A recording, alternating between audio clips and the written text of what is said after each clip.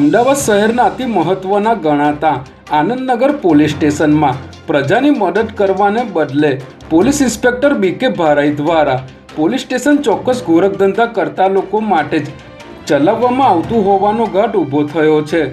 કારણ કે આનંદનગર પોલીસ સ્ટેશનના બે વહીવટદાર પોલીસ કર્મીઓનો વિડીયો વાયરલ થયો છે, જેમાં પીઆઈ ભારાઈ વતી વહીવટ સંભાળતા હરપાલસિંહ અને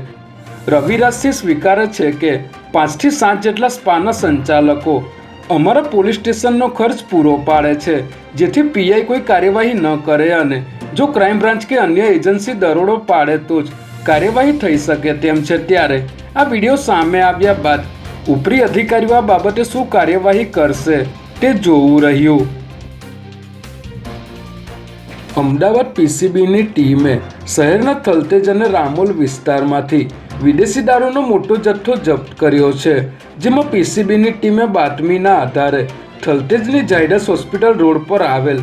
ગિરનાર એપાર્ટમેન્ટના પાર્કિંગમાંથી એક ઇકો કારમાંથી વિદેશી દારૂની આશરે 360 બોટલ કબજે કરી હતી. જ્યારે રામોલના નિરાંત 4 રસ્તા નજીક ગંગા એપાર્ટમેન્ટમાં આવેલ સિક્યુરિટી ગાર્ડની ઓફિસમાં દરોડો પાડીને વિદેશી દારૂની 510 બોટલો કબજે કરી છે અને આ દારૂનો જથ્થો કોણ લાવ્યું હતું તે અંગે પોલીસે ગુનો નોંધી તપાસ હાથ ધરી છે.